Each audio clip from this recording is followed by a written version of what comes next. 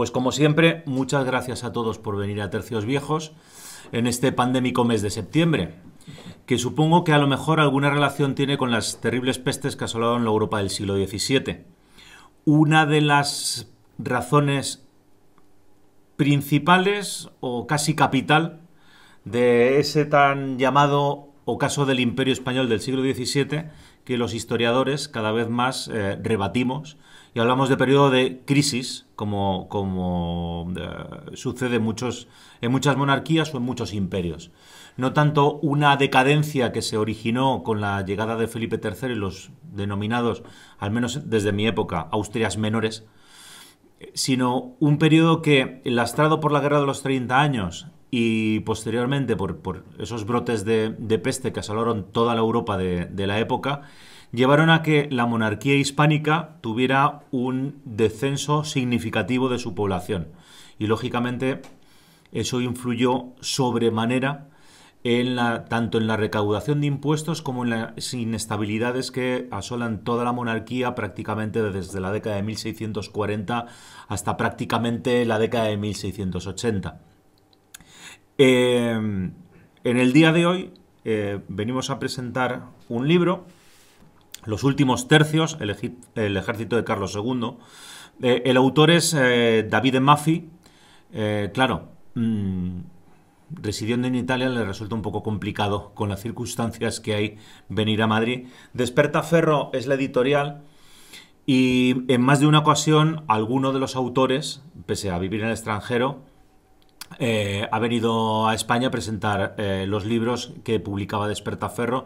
Estoy recordando a Peter Wilson con el doble libro de la Guerra de los 30 años, y dentro de poco Despertaferro va a sacar también un nuevo ejemplar, en este caso dedicado al Sacro Imperio.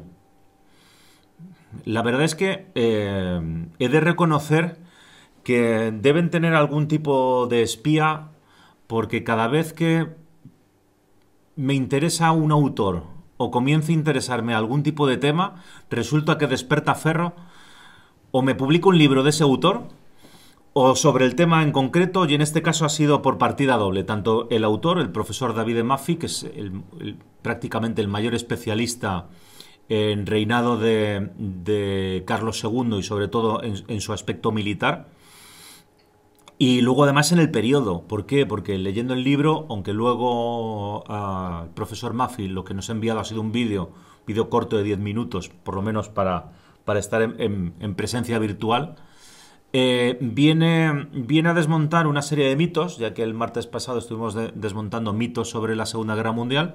Pues el día de hoy toca desmontar una serie de grandes mitos sobre el final de la monarquía hispánica de la Casa de Austria. ¿Y cuáles serían esos grandes mitos?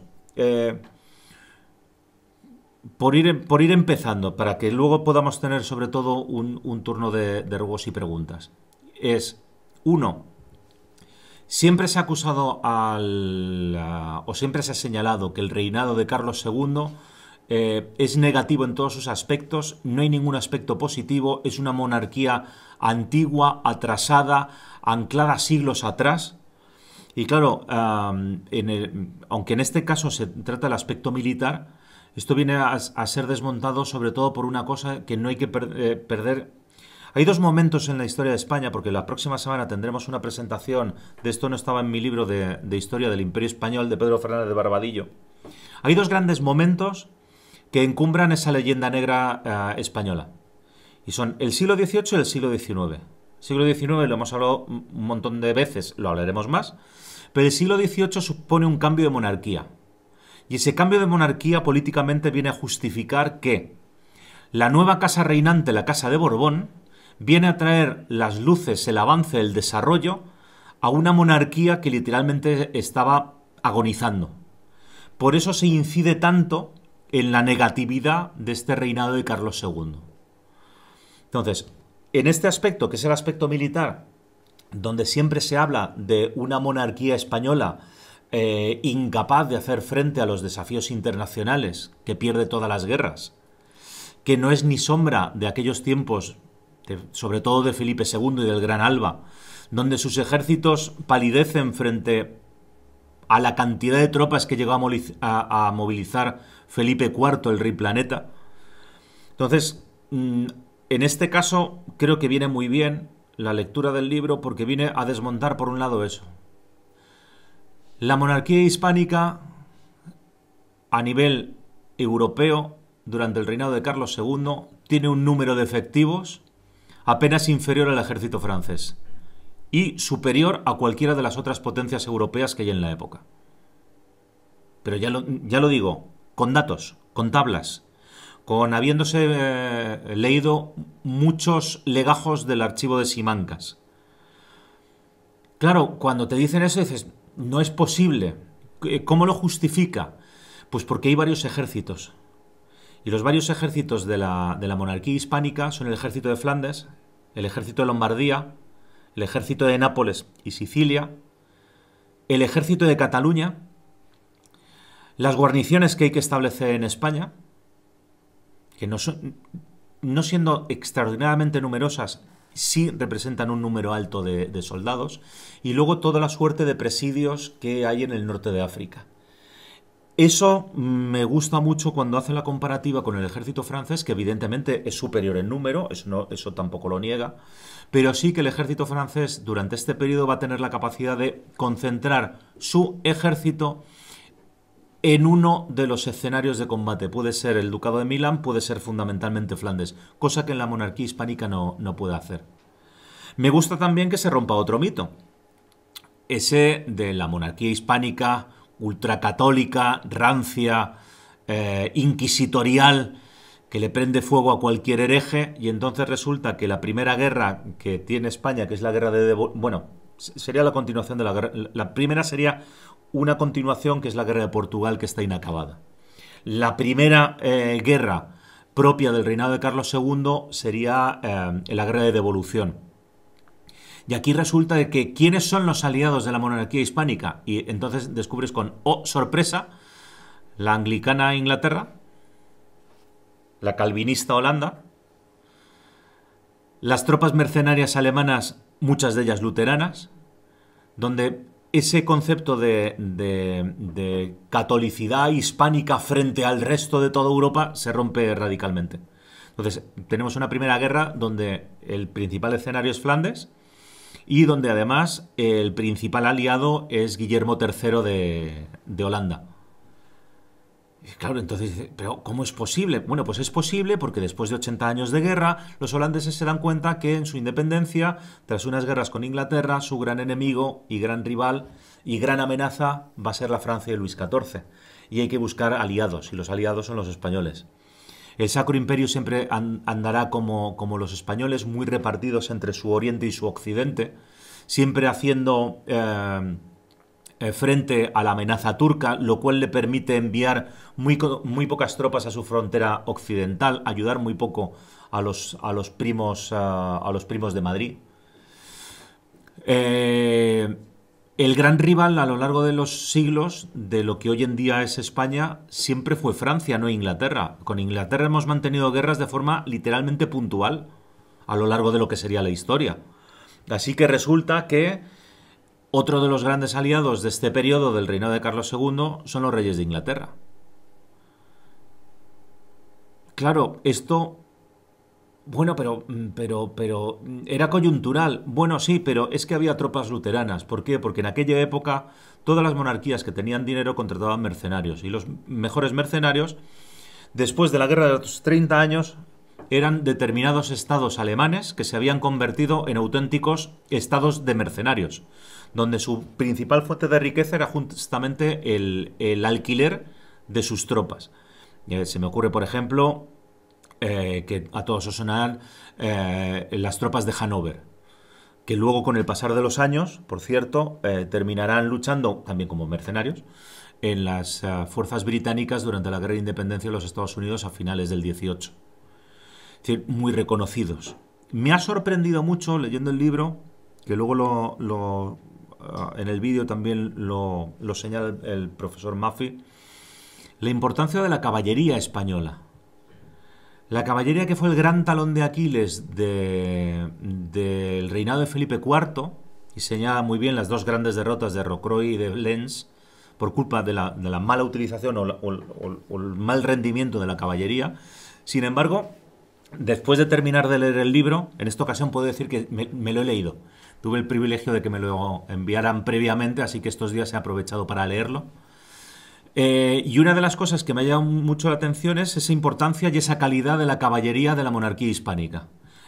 Maffei los llama los ejércitos reales. Entonces, cuando habla de los ejércitos reales, estamos hablando de ese conglomerado donde tenemos españoles, tenemos italianos, tenemos valones, tenemos flamencos y, por supuesto, una tropa multinacional porque, aunque una compañía o un escuadrón se pueda levantar de una nacionalidad, al final, en este final del siglo XVII, muchas veces terminan por mezclarse, y especialmente en la caballería. Y me ha sorprendido también mucho el buen nivel que tenía el tren de artillería español, solamente superado por el francés. Entonces, cuando estamos diciendo que la caballería es equiparable a la caballería francesa, que era la mejor de la época. De hecho, señala muy bien que cuando los aliados entran en campaña, lo que le solicitan a los ejércitos del rey es su caballería. Fundamentalmente porque ellos no tienen y no la tienen de esa calidad. El tren de artillería normalmente lo suele poner la monarquía hispánica, solamente superada por la francesa. También es muy numerosa la que tiene el estatuder de Holanda, Guillermo III. Y luego también otra de las grandes críticas de la leyenda negra del reinado de Carlos II, que era el bajísimo nivel técnico-tecnológico-científico. Y entonces resulta que los únicos que tenían escuelas, comillas, de ingenieros de finales del siglo XVII era la monarquía hispánica, que por supuesto solamente era superada o igualada por la francesa. Con lo cual, ¿dónde estamos hablando aquí de decadencia? ¿Decadencia con respecto a qué? Podríamos hablar de crisis. ¿Por qué? Porque sí es cierto que siempre nos hemos fijado, me tiro la primera piedra, yo el primero, en los tercios. Los tercios, porque los tercios, y no había más que tercios. Y resulta que había tercios hasta en Cagayán peleando contra los supuestos samuráis. Entonces había tercios por todas partes. Y lo más importante eran los tercios y el soldado español. Entonces, sí es cierto que la unidad básica y fundamental prácticamente hasta la Guerra de los 30 años y la sucesión con la guerra con Francia hasta el 59 es la infantería. Pero lo que es cierto es que durante el reinado de Carlos II, como bien viene a demostrar también este libro y bien documentado está, la infantería española no pasa a ser una especie de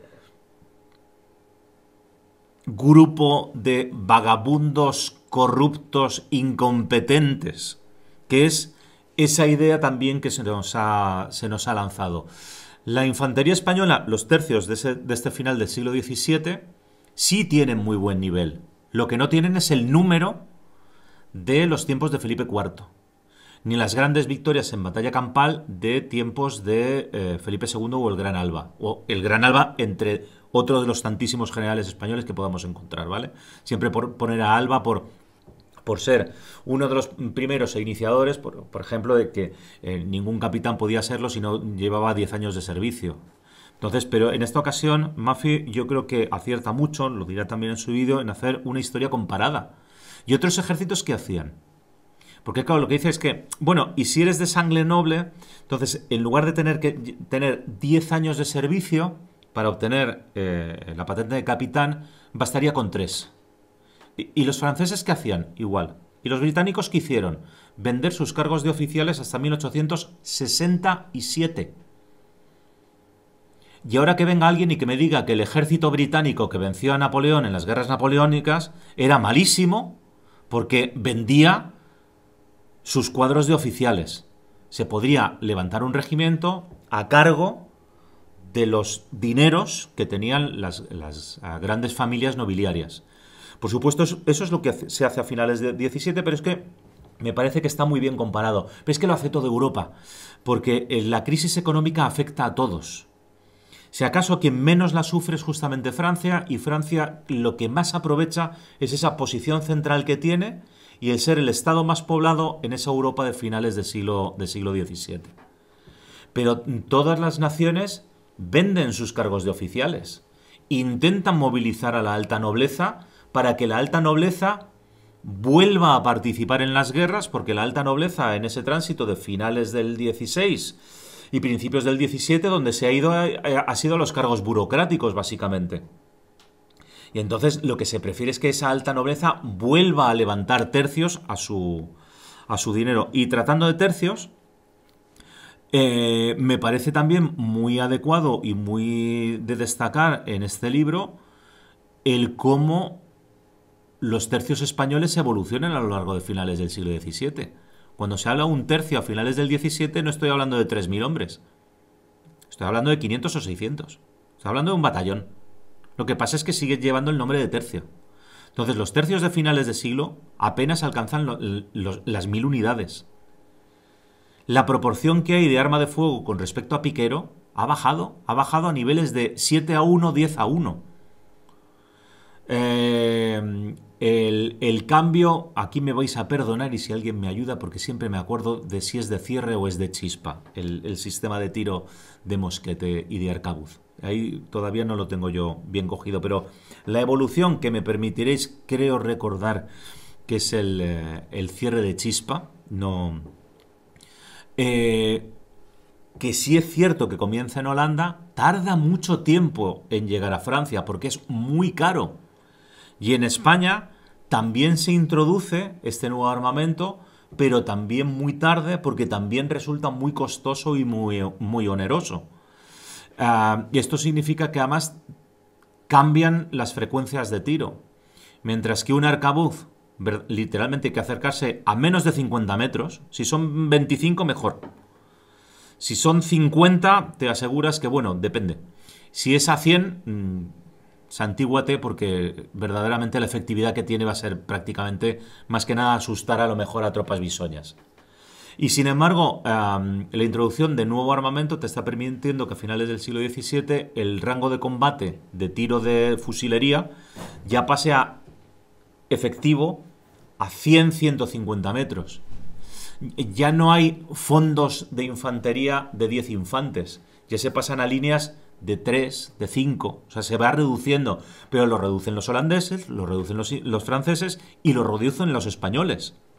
Es que tener una imagen de... Hay un cuadro que a mí personalmente me encanta, bueno, es un fresco, que a mí personalmente me encanta, que es el desembarco en las Islas Terceiras, que está en el pasillo de las batallas del monasterio de San Lorenzo del Escorial.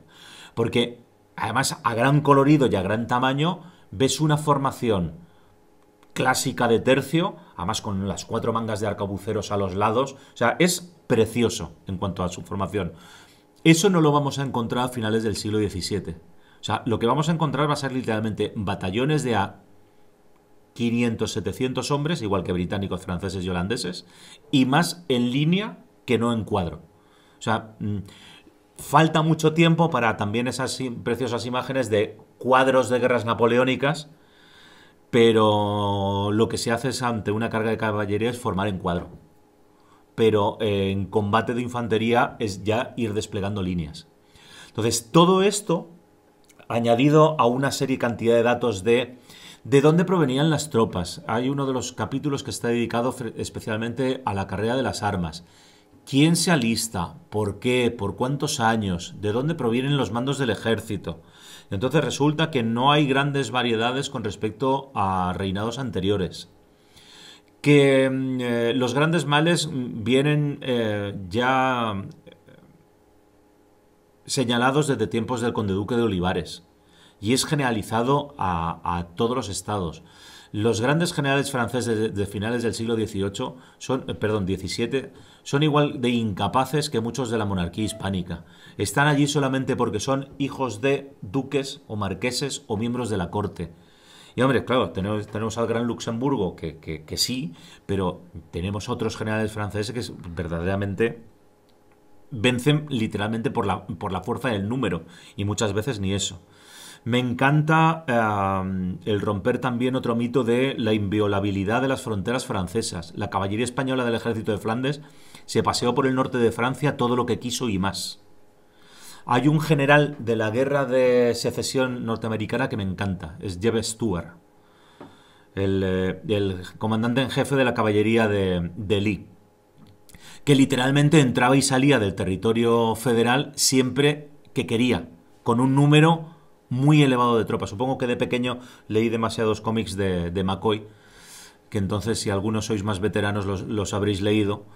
Y claro, tienes una idea de que Francia era invulnerable y siempre eran ellos los que invadían los territorios españoles. Pues va a resultar que no. Sí es cierto que toman Barcelona, ayudan a la sublevación de Sicilia, amenazan el ducado de Milán. Pero no es menos cierto que las tropas españolas, el ejército de Flandes fundamentalmente, que es el ejército más veterano y de mayor valor, tiene capacidad también perfectamente de invadir lo que es el norte de Francia. A lo mejor ya no tanto son esas batallas campales, pero sí es ese corte de suministros, de trenes de habituallamiento, de llegada de reservas, de no poder descuidar las fortalezas de retaguardia porque siempre puede aparecer un golpe de mano de la caballería española. Hay otro capítulo que está dedicado a la procedencia de los tercios o de la recluta, qué naciones aportaban tropas. Y en esto, francamente, he visto que no hay ninguna variedad con respecto a tiempos de Felipe II. La mayor parte de las tropas siguen siendo flamencas y valonas. Y en eso sí comparto la opinión del profesor Maffei. Es una lástima que no haya estudios de verdad de este estilo sobre los tercios flamencos y valones. Porque verdaderamente eran el grueso de las tropas. Y en segundo lugar, los mercenarios alemanes. No tanto los suizos. Me hace un análisis muy bueno, que es que los suizos eran bastante despreciados por los españoles, pero básicamente se trataba de contratar suizos para que no sirvieran en las armas francesas. Pero no porque se les tuviera especial aprecio, aparte que eran muy caros. Y luego resulta que las tropas españolas, en general, volvemos a lo mismo, no eran más de un 20 o un 30%. Si queréis encontrar un porcentaje alto de tropas españolas, nos tenemos que ir al ejército de Cataluña. Sí, claro, el de Cataluña, formado por bisoños. Uno de los ejércitos menos fogueados, porque los dos principales estaban en Flandes y en Lombardía. Claro, hay muchas menos tropas, pero hay muchas menos tropas para poner en campaña, porque hay que guarnecer cada vez una cantidad mayor de plazas. Y me parece muy interesante y habría que todavía, para mi gusto también, añadir más años de investigación al desempeño de los presidios en el norte de África. Lo que supuso... Esto es como siempre, es como la batalla de Lepanto. Es que Felipe II se acaba en Lepanto en la Gran Armada. Vale, sí. En cierto modo, sí. O sea, hay más, pero venga, lo aceptamos. Pero siempre hay que ponernos... ¿Y si hubiese sido al revés? ¿Y si la historia hubiera sido la contraria? Imaginemos que Felipe II vence en la campaña de la Armada y pierde en Lepanto. ¿Cómo hubiera sido la historia del siglo XVI? Entonces, ¿cuánto costó el mantenimiento de los presidios? Una auténtica salvajada y una auténtica sangría de dineros y de tropas. Pero, ¿y si se hubiesen abandonado todos los presidios del norte de África? ¿Eso qué hubiera supuesto en cuanto a libertad de navegación de lo que sería todos los piratas berberiscos? ¿Qué hubiera sido aquello?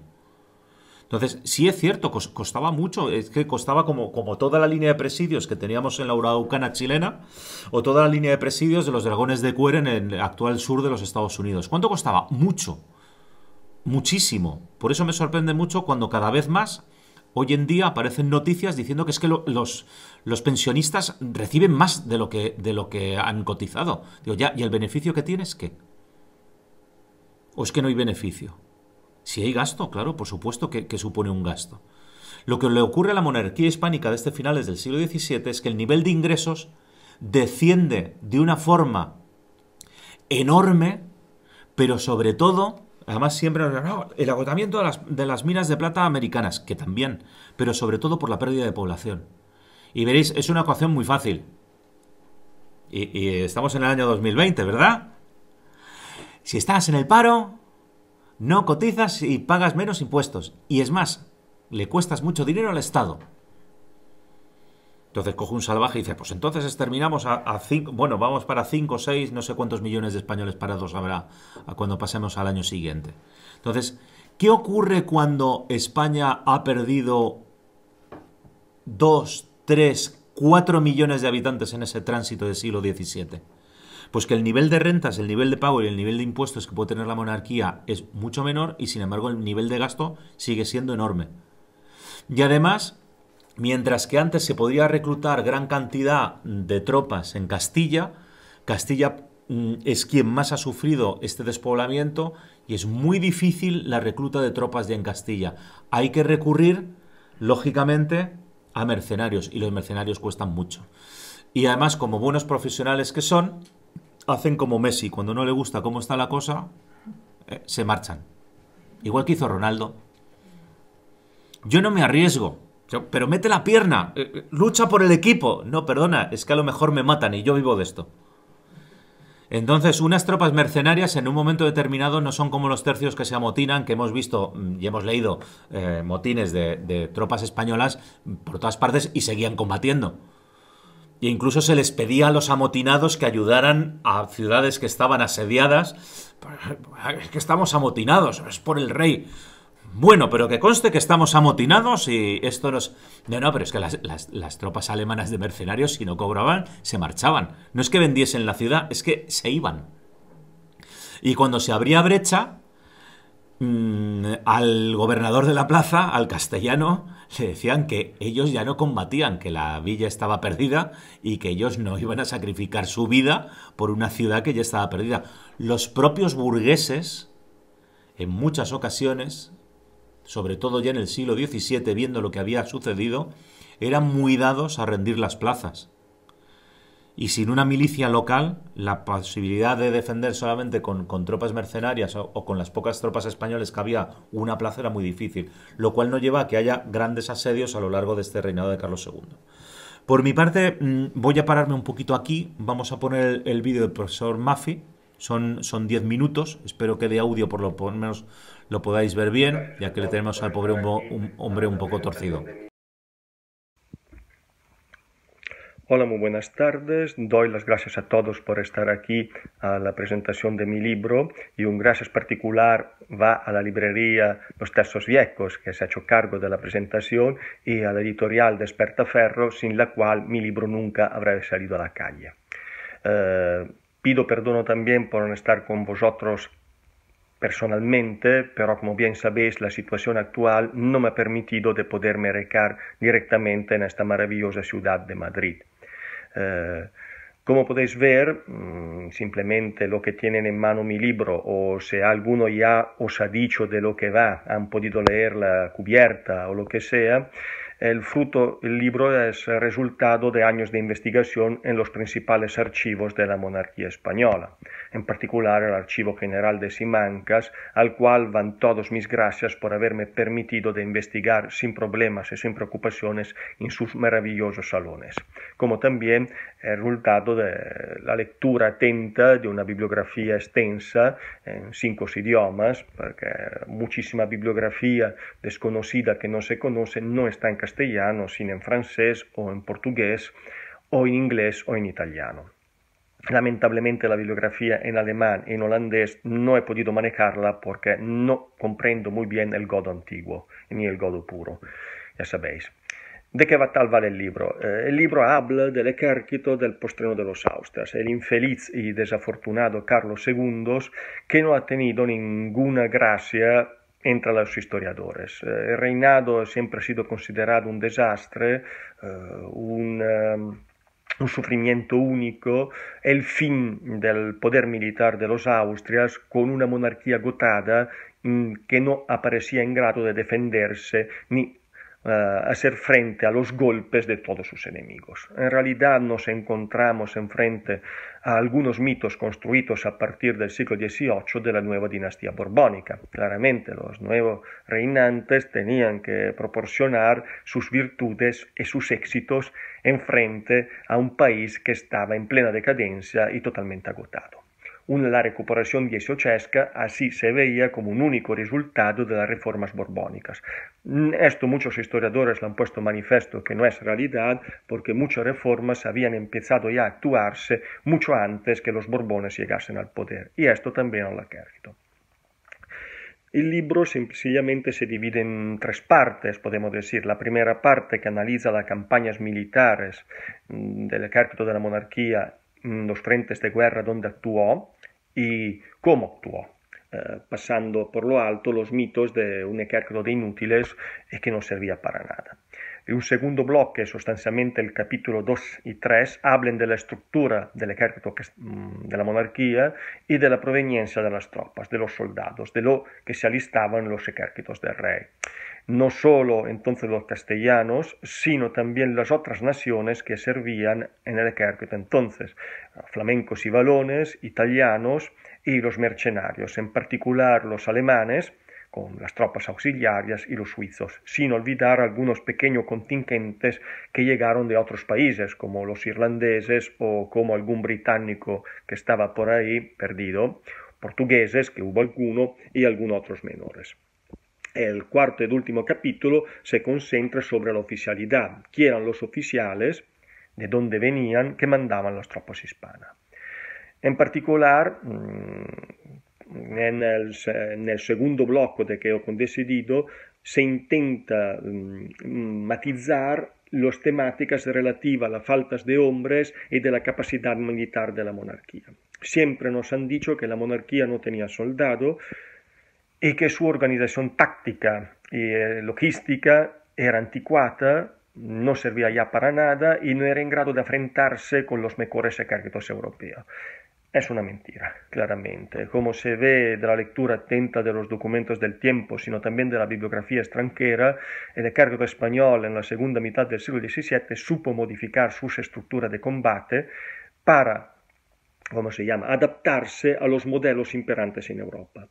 No tenéis que pensar ya en un tercio de 3.000 hombres con montones de piqueros que están luchando en la segunda mitad del XVII, sino tercios mucho más pequeños y reducidos. Cosa que muchos historiadores han visto este tercio reducido como un señal de la decadencia militar española. No es verdad.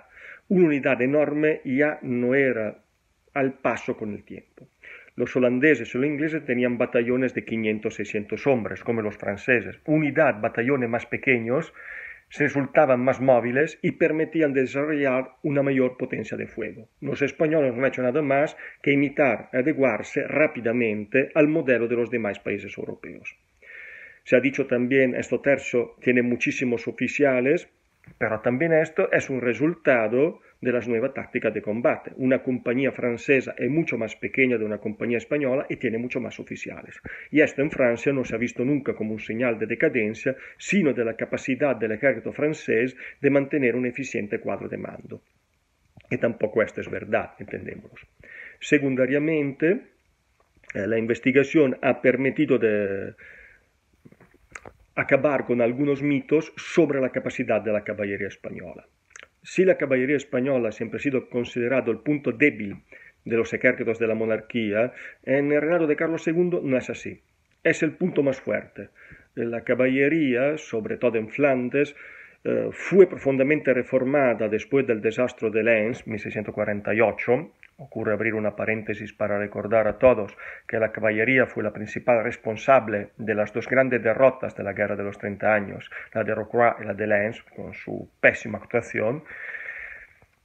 Por esto subí una profunda reformación. La reformación que constituyó sobre todo el archiduque Leopoldo Guillermo se prosiguió en las décadas siguientes y la caballería de Flandes supo siendo la parte mejor de todos los ejércitos hispanos. No es un misterio que los aliados cuando pedían tropas a los españoles en Flandes pedían su caballería, porque la consideraban notablemente, infinitamente superior a su propia. Y también los franceses tenían bastante miedo, o por decir respeto mejor, de la caballería española, de cómo actuaba en Flandes. Todavía en la Guerra de los 9 años, la caballería española penetra en profundidad en Francia, arrasando el territorio. Todo este mito que Francia no se podía ser invadido, los españoles entraban a su placer. Y como pasearse con un tranvía, claramente. Incursiones de caballería que penetraban en profundidad, arrasaban, sacaban, destruían la línea de abastecimiento francesa y ponían en peligro muchas veces la marcha de las operaciones de los franceses en la región. Esto para decir dos cosas sobre la estructura de la infantería y de la caballería. Otro punto que he querido matizar muy bien es la estructura de los cuerpos oficiales de las monarquías. Muchas veces se ha dicho que durante todo lo largo del siglo XVII los oficiales españoles ya eran inútiles, que eran unos vanidosos, unos cobardes, sencillamente unos incapaces, que habían llegado a posiciones de mando por sus natales ilustres o los enchufes, sin alguna competencia. Vale, ocurrió también esto, pero esto ocurrió en todos los ejércitos del tiempo. La gran mayoría de los generales franceses era general a los 18 años. No me vienen a decir que era por su mérito particular. El príncipe de Conté, general a los 18 años, no tienen idea de lo que es un ejército. Muchísimos de los generales de Luis XIV no fueron grandes generales. Eran simplemente miembros de la gran aristocracia francesa o príncipe del sangre que estaban ahí simplemente porque era su actuar. Un gran noble tenía que actuar como alto jefe militar. Y esto. También los oficiales medianos, los demás ejércitos europeos, no tenían su nombramiento por mérito militar, simplemente porque habían alistado los hombres o habían comprado el puesto militar. En el ejército francés los grados se vendían sin problemas, como en el ejército británico. Decimos de verdad que en Reino Unido la venta de grados militares se acaba en 1867, es decir, 2 siglos después, pero ninguno va a decir a vosotros que el Reino Unido tiene un ejército de caca. ¿Sabéis? Durante el 18 Inglaterra construye su imperio mundial, efectivamente, basándose mucho sobre la armada, es verdad, pero también sobre su ejército de tierra. Y estos venden tranquilamente los grados militares hasta bien entrado el siglo XVIII. Otro punto principal, analizando los oficiales, era simplemente para hacer ver cómo las demás naciones de los Austrias han tenido un papel muy importante, contrariamente a lo que se sigue diciendo, en el alto mando de las fuerzas de la monarquía. Italianos, flamencos y valones siguieron ejerciendo un papel de primera responsabilidad al mando de las fuerzas de la corona. Para acabar, sencillamente, y por no molestar troppo al público, repito, lo siento de no poder contestar a vuestras preguntas, uno de los puntos fuertes del libro creo que es la continua comparación que hago entre el ejército español y los demás ejércitos europeos, para hacer ver cómo en realidad el ejército español nunca fue inferior tácticamente, logísticamente y estratégicamente a lo de sus rivales. Muchísimas gracias a todos y auguros una buena tarde y una feliz presentación. Entre el ejército español y los demás ejércitos europeos, para hacer ver cómo en realidad el ejército español nunca fue inferior tácticamente, logísticamente y estratégicamente a lo de sus rivales. Muchísimas gracias a todos y auguros una buena tarde y una feliz presentación. Hola, muy buenas tardes. Doy las gracias a todos por... Estupendo, me parece que el tema de preguntas me va a tocar responderlas a mí dentro de las medidas de mis limitadas posibilidades y conocimientos sobre el tema. Así que si os parece, dudas, preguntas, ruegos, sugerencias. Eduardo. Has comentado antes lo de Suiza. Sí. Porque bueno, yo tengo serias dudas. Suiza en este momento de Europa sigue siendo una nación mercenaria, pero que tiene alguna unión política. Antes lo tenía yo sé que antes lo tenía con Alemania, en la unión de la Alemania y Confederación de Alsacia, no sé qué. Pero ¿tiene alguna unión política con Francia o tiene alguna relación más predilecta con algún país que otro para juntarse o es bastante neutral? Sí, eso es lo que me ha sorprendido. De neutrales no tienen nada. Es decir, sigue siendo una nación, bueno, lo de una nación... Entre comillas, sí. Utilicemos la nación en términos de siglo XVII. ¿Vale? Sigue siendo una nación básicamente de mercenarios. Entonces, su mayor vinculación y la mayor cantidad de mercenarios contratados sirven en las armas del rey de Francia. Y además ahí sin ningún tipo de limitación. Quiero decir, entran en campaña... y pelean como cualquier otra de las unidades. Sin embargo, en los ejércitos reales sí ponen muchas limitaciones y muchos problemas a salir en campaña. Básicamente son tropas de guarnición. Eso es una de las cosas que me ha sorprendido y viene tratado dentro de uno de los capítulos que se titula Los soldados del rey, hay uno de los epígrafes dedicado precisamente a los suizos. Entonces, me ha sorprendido bastante justamente cómo los gobernadores de Milán y en general los maestres de campo no gustaban de las tropas mercenarias suizas por ser muy caros y sobre todo por negarse muchas veces a entrar en campaña. Y luego, por otro lado, porque no les consideran de confianza para dejarles al 100% a la defensa de una plaza. Con lo cual, creo que es el marqués de Villahermosa, no recuerdo ahora mismo, pero uno de los gobernadores de Milán y uno de los jefes del ejército de Lombardía, recuerdo haber leído en el libro de Maffei que justamente hace una valoración en este sentido de los suizos y que para ser unas tropas de guarnición resultan extraordinariamente costosos, que además en su opinión nunca deberían dejar a estas tropas en una mayoría numérica dentro de una guarnición de una plaza de la Lombardía española. Y que en todo caso, bueno, por lo menos sirve para que estas tropas no se alisten en los ejércitos del rey de Francia, donde allí no ponen ningún tipo de limitación a salir incluso en campaña. Entonces sí, los suizos van a seguir. De hecho, a mí al principio, una de las cosas que me sorprendía de la Guardia Real Española de época de Felipe V es que hubiera un regimiento suizo, un regimiento irlandés, un regimiento italiano. Entonces, y viene justamente de esto, es decir, sí, los suizos van a seguir siendo tropas mercenarias, pues justamente, pero porque van por una paga, por eso son muy gravosos. Sí me gusta más cuando hace la comparativa de los estados mercenarios del Sacro Imperio, que sí comienzan, sí empiezan a tener muy buena prensa, pero claro, les pasa lo mismo. En Alemania, con la pérdida de población, hay ocasiones en que los mercenarios alemanes alcanzan precios absolutamente prohibitivos. Entonces, claro, ¿cuál es el resultado que tienen, por ejemplo, en España, en los reinos peninsulares? Comenzar a hacer levas y levas forzosas. Y leva forzosa es vagabundos presidiarios que se les lleva directamente a las tropas porque hace falta cantidad. Pero claro, comparar eso con el sistema de reclutamiento de tiempos de Carlos y de Felipe, pues claro, la calidad de las tropas es pésimo, no, es ínfimo. Me ha llamado también mucho la atención la cantidad de deserciones. Pues esa idea que hemos tenido siempre de que el soldado español no desertaba es cierto y es falso. Es cierto que el soldado del tercio que estaba en Flandes no desertaba y el de Lombardía tampoco, pero el del ejército de Cataluña desertaba que daba gusto. ¿Por qué? Porque justamente le pasaba como a los balones, como estaba al lado de casa, el ser alistado y a la primera de cambio poder regresar a casa, pues era una cosa bastante común.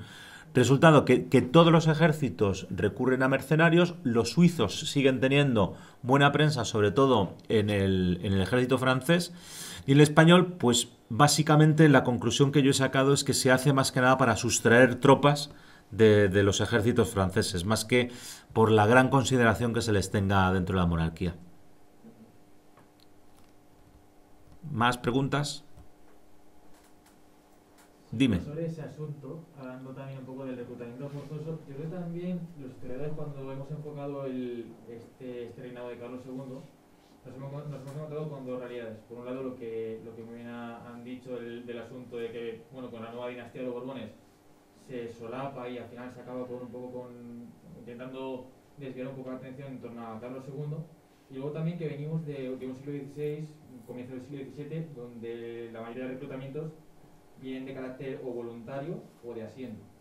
Entonces, cuando ya se presenta, cuando nos encontramos a lo mejor a mediados del siglo XVII, un reclutamiento que ya es forzoso, creo que también muchas veces caemos en el error de caer en una decadencia. Y yo creo que aquí el profesor Maffei acierta totalmente de pleno en ese sentido, es decir, ya por lo menos vamos a hablar de un Carlos II sostenido bajo un guión que es común a toda Europa, no solo la monarquía hispánica.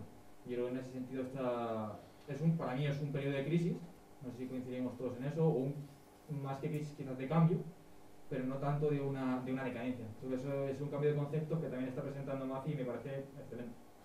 Sí, porque os comentaba que hay dos momentos de gran impulso de la leyenda negra sobre la monarquía hispánica. Yo lo siento, pero con el paso de los años me he quedado ya con monarquía hispánica. Al principio recuerdo que leyendo a Eliot me fastidiaba un poco lo de españoles y tal, pero al final me quedo con lo de monarquía hispánica, porque lógicamente yo creo que un napolitano debería sentirse tan heredero de la monarquía hispánica pues como un español actual. Otra cosa es que el siglo XVIII nos lleve por derroteros distintos. Entonces, hay dos momentos donde hay que criticar de forma severa y muy grave casi literalmente al siglo anterior. Entonces, uno es la llegada de la Casa de Borbón con respecto a la Casa de Austria. Entonces, por ejemplo, es el decreto de disolución de tercios y pasar a ser regimientos. Entonces se nos vende porque, claro, es que los tercios eran... Y claro, tú te imaginas a un soldado del tercio de principios del siglo XVIII y te lo imaginas prácticamente vestido y con indumentaria exactamente igual que tuviéramos en Rocroi. Dice, claro, es que es lógico, porque eran tan antiguos. Y entonces, eso salpica a toda la Casa de Austria. De hecho, hoy en día, en el temario de segundo de bachillerato, se llega a decir que incluso la decadencia española comenzó en tiempos de Felipe II. Lo cual me parece un razonamiento muy interesante.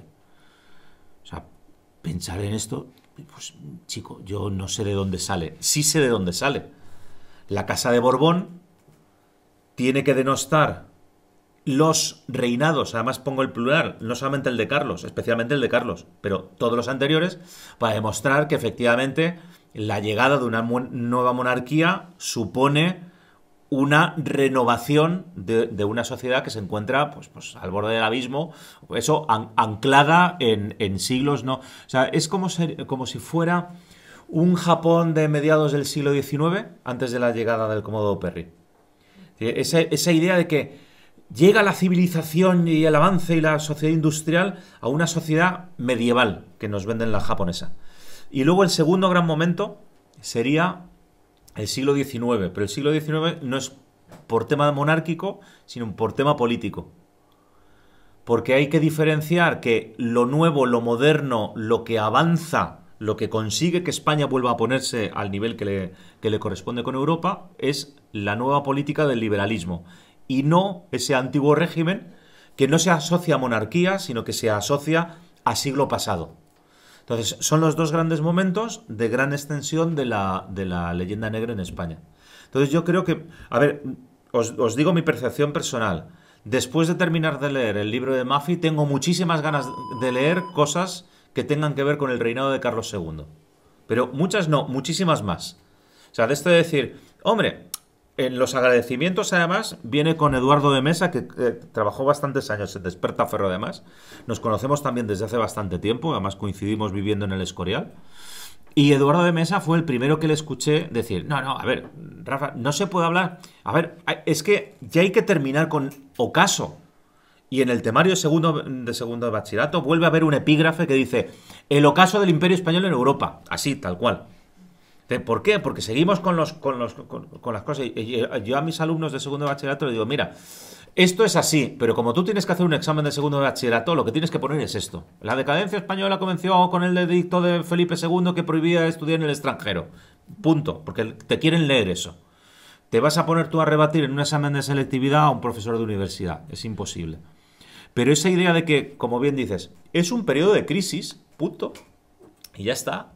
Hay uno de estos economistas positivos y sociólogos, que es Steven Pinker, que dice, por mucho que os jorobe, vivimos mucho mejor que hace 50 años. Aunque parece que todo el mundo tiene que estar criticando que este país y que todo es un desastre y que nada funciona, compárate tú cómo vivían hace 50 años o hace un siglo. Entonces, si nos ponemos en esa tesitura, por supuesto que el reinado de Carlos II supone una grave y gravísima crisis. Pero claro, si luego ves el resto de Europa, dices, pues yo creo que prácticamente, salvo los franceses y en determinadas ocasiones, el resto de Europa está igual o incluso peor. Perdona, Noé. Sí, la gran crítica que le hacen los Austrias y la gran leyenda negra de Carlos II, de los tercios, es la incapacidad de adaptarse, lo llaman muchos gigante pesado, otro mamotreto, la incapacidad de adaptarse a las nuevas innovaciones. O sea, eso es lo que han venido diciendo los hispanistas, los historiadores hasta ahora en su gran mayoría. Me encanta porque el libro de Maffei viene a romper eso. Hace poco aquí me compré el libro del Rey Loco de Camus, Sí. y dedicaba uno de los apartados precisamente a la defensa de los ejércitos y del reinado de Carlos II. Entonces, quizá la pena, y lo digo con todo el cariño del mundo, es que siempre son hispanistas o historiadores extranjeros los que, bueno, pues de alguna forma vienen a rescatar esa costumbre que tenemos aquí de flagelarnos, ¿no? Sí, estaba intentando buscar exactamente en qué momento venía, porque hay una reflexión en uno de los capítulos justamente de Maffei cuando comienza a decir que es absolutamente falso la falta de adaptación de los tercios a ese finales del siglo XVII. Es decir, es como la revolución militar de los holandeses. Vamos a ver, lo que están adoptando a su vez son las reformas que ya empezó a introducir el duque de Alba. Es que a ver, no hay un cambio tan radical en la forma de combate en el siglo XVI-XVII, sí en el tránsito del XV al XVI. Ese cambio de guerra medieval a guerra moderna, sí podemos ver que una guerra del XV comparado con una del XVI, unos ejércitos, unos planteamientos, todo, ahí sí notas que estás en otra parte. Sin embargo, por supuesto, claro, son 200 años, en 200 años es imposible que todo permanezca igual. Es como cuando Alba decide que, por cierto, los mosqueteros los trae el duque de Alba. Y son tropas de élite. ¿Por qué? Cuando consigues aligerar el mosquete y dejar de ser una especie de artillería ligera de defensa de una plaza a poder ser transportado en combate. Entonces, claro que hay una adaptación a lo largo de todos los siglos. Entonces, de los 2 siglos. Entonces, pensar, por eso os decía, en estas tropas que tengo justamente a mi espalda, todavía en 1685 o en 1697 con la paz de Ryswick, o sea, es que no tiene nada que ver. De hecho, hacia finales de siglo ya XVII comienzan a dotarse de colores los uniformes de los tercios.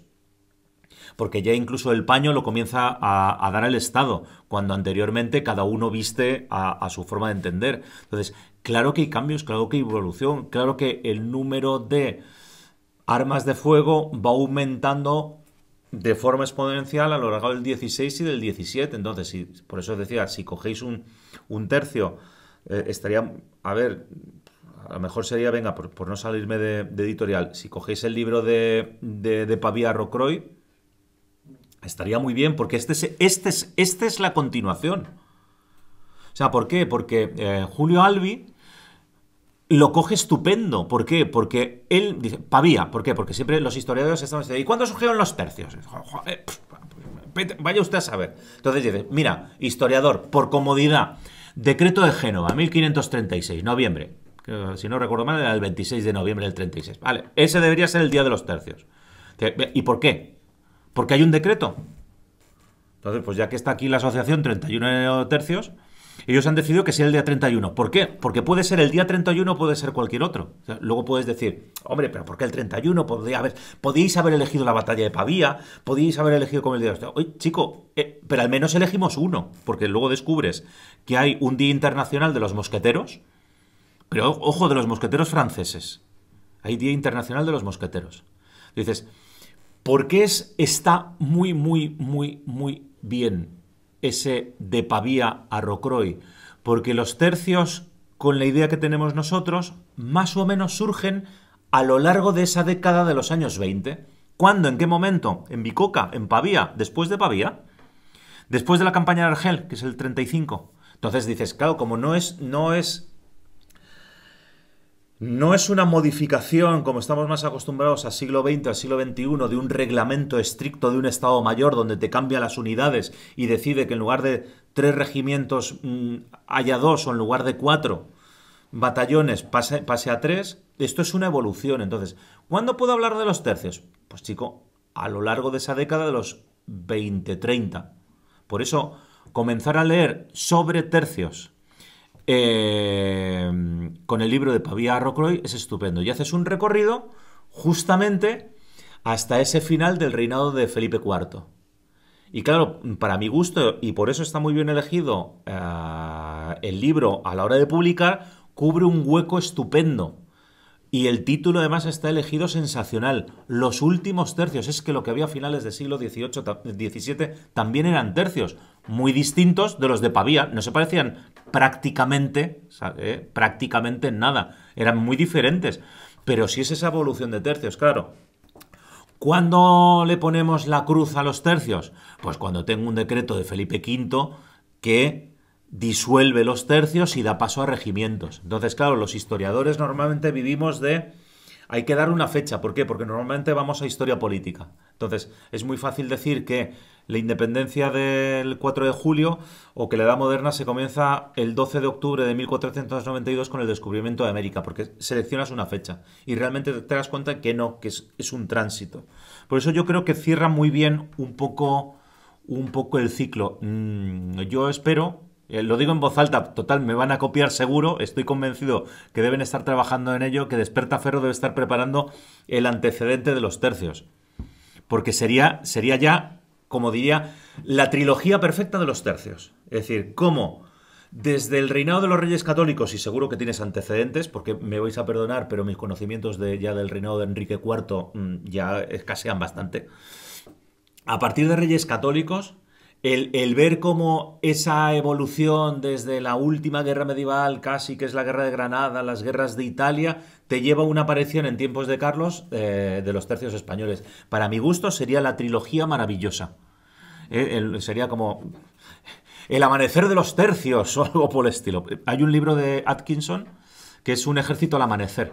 Él habla sobre el ejército de los Estados Unidos en la Segunda Guerra Mundial en su desembarco en el norte de África. Es decir, unos auténticos bisoños que no sabían cómo se hacía la guerra y entonces tuvieron que aprender allí a golpe de cañonazo alemán, ¿vale? Entonces, como cierre sería estupendo. Yo creo que han cerrado muy bien en Despertaferro los últimos tercios. Y ya os digo, además, es muy cómodo de leer, es muy fácil de leer, es un libro de referencia muy bueno, porque la cantidad de datos que te aporta es maravilloso. Tiene otra cosa que cada vez me encanta más, que es la bibliografía.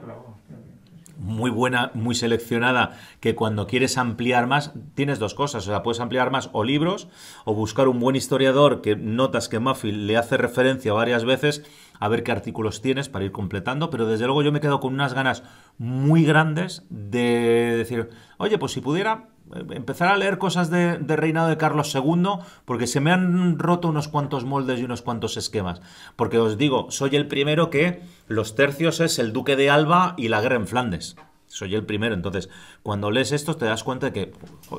incluso esto de decir, oye, caballería española de finales del siglo XVII, nunca jamás he leído nada por el estilo. Oye, me apetece, porque cabalgadas medievales hay unas cuantas, pero claro, como queda tan eclipsado el ejército de la monarquía por la infantería, luego resulta que el otro son un poco de olvidados. ¿Alguna pregunta más? Pues entonces, por mi parte, daros las gracias por haber venido, dar las gracias a la editorial Despertaferro, tanto por la presentación del libro, por la confianza que deposita en Tercios Viejos para hacer estas presentaciones, porque lógicamente la presentación oficial se tiene que hacer con el autor. Entonces demuestra, y quiero agradecer esa confianza que deposita en nosotros de permitirnos ser los maestros de casi más de ceremonias en esto. Darle gracias al profesor Maffei por haber enviado el vídeo, porque me consta que es una persona muy pero muy ocupada. Recomendaros la lectura del libro, o sea, sinceramente, o sea, de verdad, o sea, no os va a defraudar lo más mínimo. O sea, a mí personalmente me ha gustado mucho. O sea, en su tiempo me gustó muchísimo de Pavía a Rocroi. Esto es otro registro también, porque la cantidad de datos es muchísima mayor, la bibliografía es maravillosa, pero sin embargo el relato y la hora de lectura está muy bien. Y antes de que os marchéis, avisos parroquiales. Mientras la Comunidad de Madrid nos siga permitiendo mantener este aforo del 30%, seguiremos haciendo actividades y seguiremos teniendo eventos. Entonces, la semana próxima, eso sí, prácticamente lo estamos haciendo semana a semana, porque ya veis que de un día para otro las circunstancias cambian a grados insospechados. Pero sí comentaros que la semana próxima hay 3 eventos, martes, jueves y viernes, como siempre a las 7 de la tarde. El primero será el martes, lo dará mi hermano José Alberto, sobre guerras coloniales, el Mahdi, Sudán, Jartum y Gordon Pachá. Me tiene que dar el título oficial, pero vamos, la última misión de Gordon Pachá. O sea, vamos, si habéis visto, al menos si habéis visto alguna de las películas sobre el tema, seguro que nos defrauda esa guerra colonial de finales del 19 y esa ocupación de Sudán. El jueves viene Pedro Fernández Barbadillo para presentar un libro que teníamos previsto antes de la pandemia, estaba para marzo, lo vamos a hacer este jueves, y es Esto no estaba en mi libro del Imperio Español. Otra vez rompiendo más mitos sobre leyenda negra y sobre esta serie de cosas que parece que llevamos todos marcados a sangre y fuego. Y el miércoles vendrá la editorial Trafalgar Editions a presentar un libro que se titula Austerlitz 1805, la obra maestra de Napoleón. Porque sí, efectivamente, si hay que seleccionar una y quedarte solamente con una de todas las batallas de época napoleónica y de victorias del emperador, yo creo que prácticamente Austerlitz, sin discusión, estaría en el número 1. Entonces, de momento tenemos esas 3 comprometidas para la semana siguiente, unas cuantas, pero iremos cerrando. Y como siempre os decimos, nos podéis seguir en redes sociales, en la página web, e iremos publicando los distintos eventos que vamos teniendo. Así que lo dicho, muchísimas gracias a todos y nos seguimos viendo.